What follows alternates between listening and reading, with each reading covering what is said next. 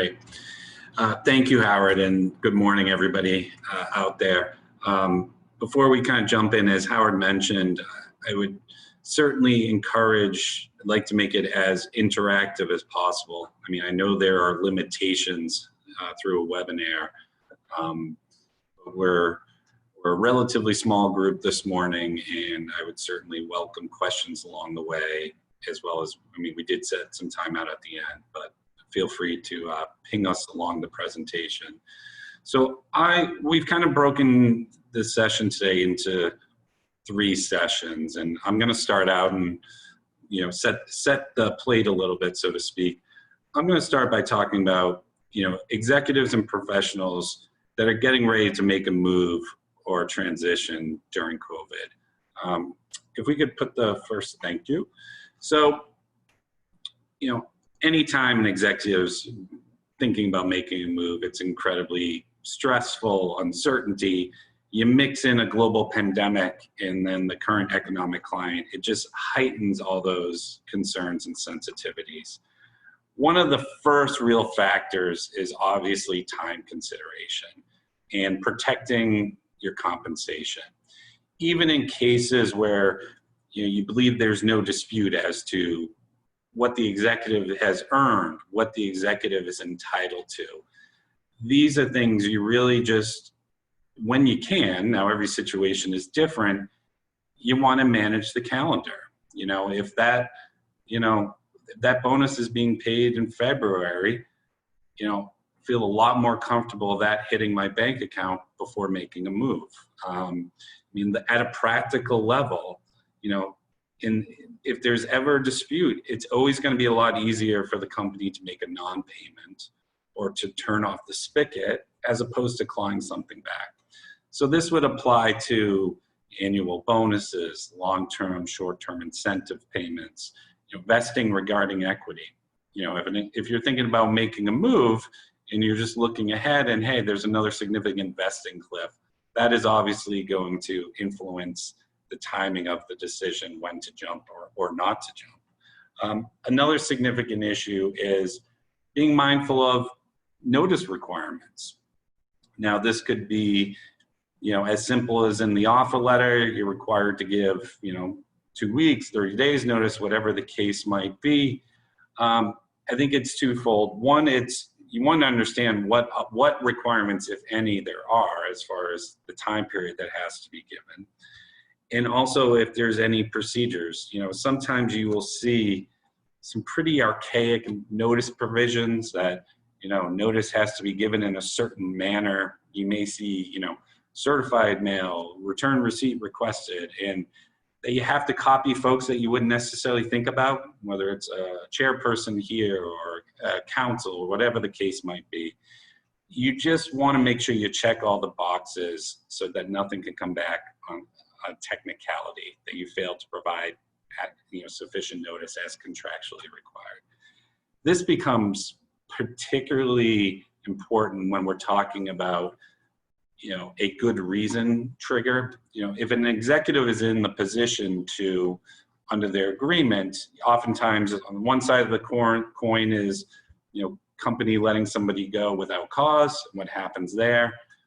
Hopefully, if you've negotiated a good deal on your way in, you have the other side of the coin, which is the executive's ability to raise their hand and say, hey, I'm out of here for good reason.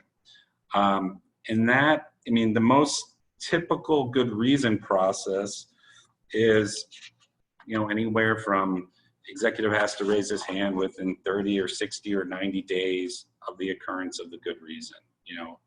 The specific language can vary, by contract, but that's kind of the rule of thumb that you see. The most common good reason triggers are, relocation, material breach, material diminution of duties, responsibilities, and authority in the role. Sometimes significant cuts in compensation. Oftentimes it's with the caveat, unless it's an across-the-board cut, which is something we've been seeing a lot of in COVID. Many companies are tightening up and asking their senior leadership to take the lead on that. So depending on the specific language in the contract, certainly during COVID, executives that are asked to take a haircut might not necessarily rise to the level of good reason. But it's also important, often as part of the good reason process, it's, you give that the notice, you might have to specify the specific reasons, and then there's the cure period. The company has the ability to cure. So oftentimes what happens if there's a dispute, whether the company takes the position there is no good reason, and or the company takes the position that we've cured good reason. Oftentimes an executive is in a position, one, that might lead to a negotiation. If there's a dispute as to whether good reason exists or not, it could very well lead to a negotiation, and the separation may still occur, but it just might be on different terms than otherwise provided in the agreement, or at least called something different. The other is oftentimes executives are, if they're wanting to protect their contractually owed severance, say, they may have to actually terminate, because it's, that the process is you give good reason notice, there's the cure window. More times than not, you'll see language that executive may have to actually terminate, right? So, and there might be, again, a time period on that, within 30 days of the end of the cure period. So you just want to make sure you're checking all the boxes, both as to time, notice, and those requirements. Another kind of major, like before you jump, look is getting your head around restrictive covenants. It is, I probably see this more, this is probably one of the most common issues we see, and executives oftentimes struggling with, is getting their head around the full scope of the restrictive covenants. I'd say two common issues is, one, the misperception out there that say, and by restrictive covenants, I mean non-competes, non-solicits, non-ratings. Two very common issues I see with executives that we work with is, at the beginning, a misunderstanding, the view that, well, this thing is this is not going to be enforceable. They let me go. They let me go without cause, say. They can't prevent me from earning a living. It's not uncommon. It's, pick your industry. Look, I've been a healthcare administrator for 20 plus years. How can they prevent me from earning a living? This is, no way is this thing going to be enforceable. And the other issue I see is executives, there's oftentimes more than one restrictive covenant. You may have a non-compete in your offer letter or executive employment agreement, but more times than not, there are other, whether it's a non-compete or a non-solicit, tied to your equity awards. And this is sometimes overlooked. It might be spelled out in black and white in the award agreement. It might be spelled out in black and white in the underlying plan document governing your equity. And oftentimes these restrictions don't necessarily mirror what's in your employment agreement or what's in a standalone. So you need to gather all the information, see how these pieces work together. One really hot topic that I've been seeing, particularly during COVID, is the issue about, how courts are, going to deal with enforceability, regarding non-competes. A little bit of background, just, to set the stage a little bit, standards vary and can vary greatly from state to state, so that's one, just, one, you have to understand, what the playing rules are, and recognizing that it varies and can vary greatly from jurisdiction to jurisdiction. But generally speaking, non-competes will be enforceable to the extent it is reasonably necessary to protect a legitimate business interests. And this is factoring in duration, the time, 12 months, 24 months, whatever the case might be. And also scope, are we talking geography, worldwide, within the United States, within a specific territory, or, also too within a specific industry. Like I gave the example, the healthcare administrator. Well, is the company that he's come from, is that, all healthcare? Is it, say the company focused on behavioral health? Is that the scope, or can it be, can it go beyond that? So there's, of course, this tension between, an executive being able to earn a living and a company being able to protect their legitimate interests. And much to the chagrin of many of the executives we work with, folks want black and white answers. This is enforceable. This is not enforceable. Like they want the black or white answer. The reality is, when we're in non-compete world, yes, there are certain things that are black and white, but there's just a whole heck of a lot of gray. And the reality is that's where these disputes arises when we're dealing with the gray. So these cases are any dispute, it's very fact specific. One thing, now there's not, I mean, in part because it does take some time for cases to work through the legal system. So as we sit here today, it's not so much, we can report data and trends as far, hard specific objective data about how courts are handling these, but there is, a lot of legal observers and commentaries, and I'll throw the three of us in that group, is, I think certainly in jurisdictions that are more employee friendly in the non-compete world, and certainly Massachusetts is in that category. I think when you look at the dynamics that we're currently dealing with in COVID, we're dealing with historically high unemployment rates, amongst other challenges for professionals. I suspect we will be seeing some more employee-friendly rulings on the close calls, on the cases that, for public policy reasons and otherwise, I think we will continue to see a trend of more, employee-friendly in this world. One little backdrop, and I know David's going to speak to this in more detail, so I won't go into it too much right now, but in 2018, Massachusetts implemented significant non-compete reform. It was many years in the making. The one thing I'm just going to flag now is a date. It's an important date to remember, and that date is the new law went into effect October 1, 2018. So certainly if for executives who are, looking to see, their rights, what is enforceable, unenforceable, that's one place that you definitely want to see. Is this pre or post October 2018? Now, even in older agreements prior to October of 18, they are grandfathered in, so to speak, but that does not mean that there may not be a valid basis to challenge the enforceability. But I'll leave that as now as the the date is the line in the sand. You certainly want to be mindful of, when these agreements were entered into. If this is something, employment began 6 years ago, you might very well, and there could be a scenario where you have some covenants governed under pre-2018 law, but this might be something on an annual basis. When you get your award, you may have some under current law. Another thing just to touch upon, fiduciary obligations.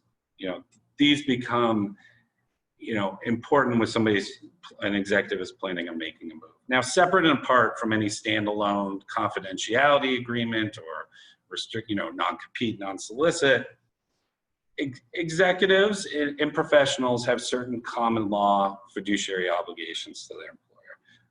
Much of this is common sense. You can't steal the client list or the secret formula on your way out. You can't run, a competing business on the side while you're still employed there. That's the kind of, use good common sense, confidentiality agreement or not. You can't be, trade secrets. You can't be stealing trade secrets. Now, but one thing I want to flag and keep in mind, and, the case law is developed. It is clear in this respect that planning to compete versus, unlawful competition are not the same things. Planning to compete does not run afoul of fiduciary obligations. Now, what planning to compete means, what that line is, as far as what's acceptable, what's not acceptable, that's probably a webinar onto itself, and certainly much more than an So can't go into that, but I just certainly wanted to flag the concept. Some of, just to give a couple of examples, somebody who's planning on making a move, setting up assuming it's otherwise permissible conduct, setting up a competing business. There's nothing planning to compete in the sense of, I hired a web designer to put a website together so that when I open my doors for my new business, I can hit the ground running. I would certainly argue there's nothing unlawful about that. I wouldn't launch the website and have it live to the world while you're still employed, but kind of that is a sense of planning to compete that's permissible. Lining up office space, that you need to, get a lease ready to go, to have space so that, when the doors open on Monday, you're ready to go. That I would put in more the category of planning to compete, which is permissible conduct. Obviously, and I just want to a lot of these points are looking at, okay, here's my existing employment arrangements. The last point on this slide certainly want to talk, it's the choreography. These things, when you provide notice, in large part is dictated, where do things stand with negotiations with the new employer. In a perfect world, this is, you've negotiated with the new employer where you're going, the agreements have been finalized and signed, and then you're pulling the trigger almost simultaneously. Frankly, I prefer to choreograph it that closely, that the new deal is firm, it's done, it's ready to go before giving notice. I've just seen it and see it too many times. Things go sideways.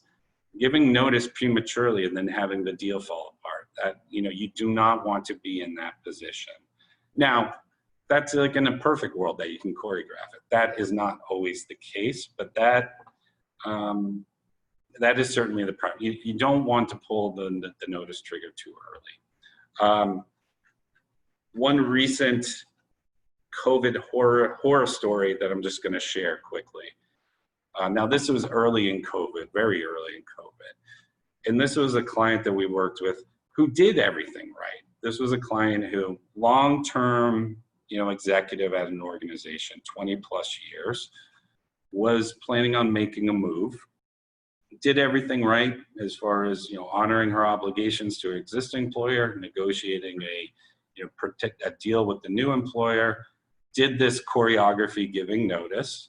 That was probably in early February, was going to take a nice 3-week break down in the Caribbean somewhere and come back and start work, mid-March. And then COVID hit. Now, the new employer retracted on the deal. Initially, they said, look, we're just going to push back your start date, because of everything that's going on. And then it became, we're not in a position to honor this. Now, this was a horrible position for the client to be in. And the reality is, there's obviously protections that can put in contracts to protect an executive. Nothing is 100% foolproof. This was a situation, that thankfully had a happy ending in the sense that the executive was able to go back, had left on good terms, was a good leaver at the old place, was able actually to go back there and continue. It was a situation. Now, were there potential legal arguments that the new employer breached? Yes. Can arguments be made, based upon how the contract is written, that the new employer had an obligation to bring that person in? Yes. Or, other arguments can be made, but you don't necessarily want to be in that position if you don't have to. Now, certainly from a belts and suspenders, I rather see an employment agreement says there's a contract effective date X saying we are going to employ you starting on day Y, as opposed to a contract that says this will govern your employment, if you start on day Y, right? Which it's not always, there's some nuance in that, but there are things that can be due in the contract. So this is actually going to move me, if we can put up the next slide. this is more, now I'm facing towards, the executive is yet to make the jump officially, but they're negotiating with the new folks. This is what I call the honeymoon phase. You know, it's negotiating the in deal, but also preparing for the worst. You know, what's COVID this year? What's going to be the, you know, the next, the issue that we're going to be dealing with. Couple of things I would just urge executives out there, things that I see. Now, this might be easier said than any negotiation is all about leverage. Now, COVID may hamper some of that leverage. If this is a situation where somebody, it's more of a, I need a job, I don't have a lot of leverage, you know, to negotiate the terms, you know, in large part given the economic climate, that might be the circumstances. But if you're in a position where you do have some leverage, now's the time to exert it. And sometimes I see executives who are hesitant to rock the boat on the way in. I think there's a middle ground there. You know, this is a point in time, most times, where you can have frank, good faith negotiations looking for the win-wins, as opposed to a tail end where people have swords drawn or at each other's throats. So I do encourage executives not to just say, I don't want to rock the boat, but to consider, you know, certain protections on their in deal. The basics is, you know, contracts 101, the four corners of the agreement.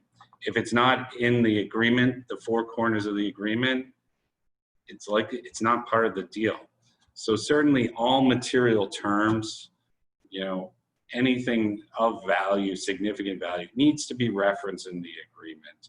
You know, if there's discussion, oh yeah, we do this, we do that, you know, anything of material importance or certainly financial value should be spelled out, referenced in the agreement.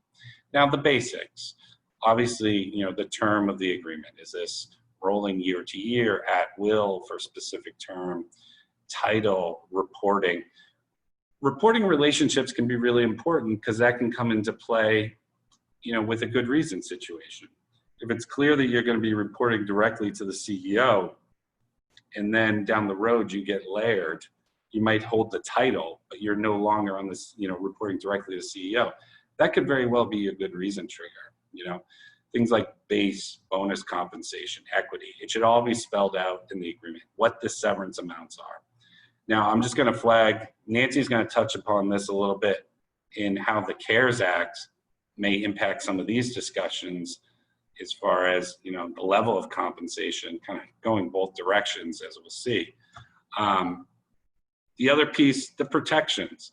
This is where, you know, this is where the devil's in the details, the definition of cause. Now I put in, you know, you see here, that's a capital C, not a lowercase c. You never want to be in a position where you're dealing with a lowercase c, the common law definition of cause. Executive, part of the goal here is to negotiate as most protective language you can around things like cause. Now that might include, you know, cure provisions that, you know, if there's assertions of cause that you have an opportunity to cure that.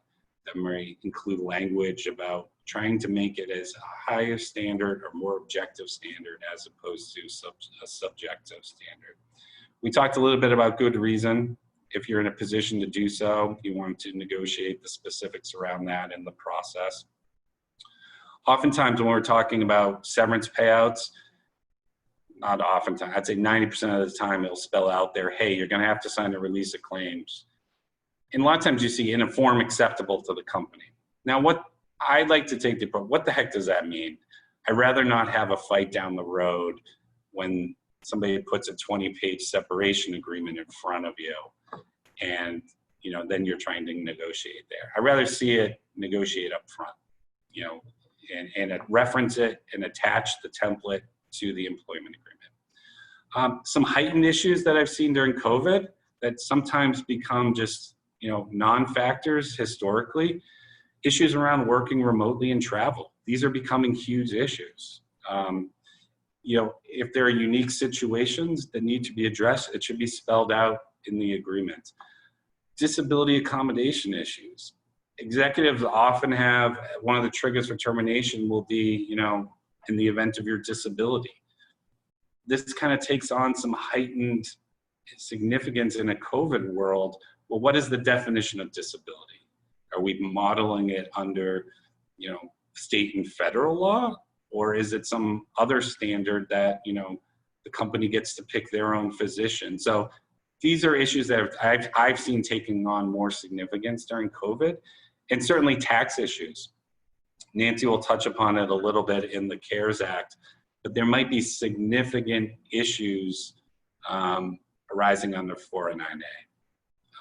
So if we can move to the next slide. So when I started talking about making a move, sometimes there's a position, sometimes it's I need to get out of town, I need to get out of town yesterday. Other situations there might be whether it's looking for a win-win or a good leaver situation to stick around and assist. It usually comes in twofold. One, there just might be, as part of the separation, very clear transition cooperation services or that the executive is offering to provide.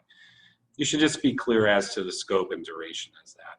One key thing I would flag in doing for consulting arrangements is a 409A tax issue.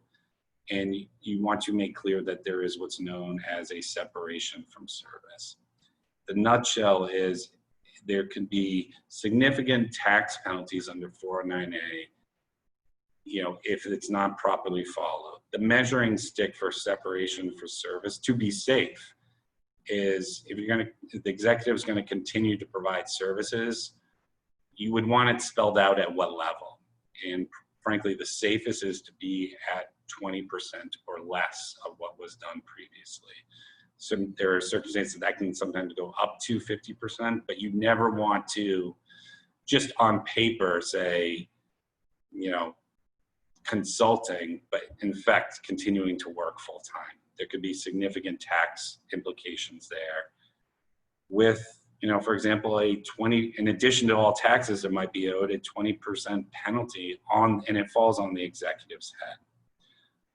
So if we can, so I know I covered a lot of ground, but with that, I'm gonna kind of transition over to Nancy in the CARES Act and what we might be seeing next.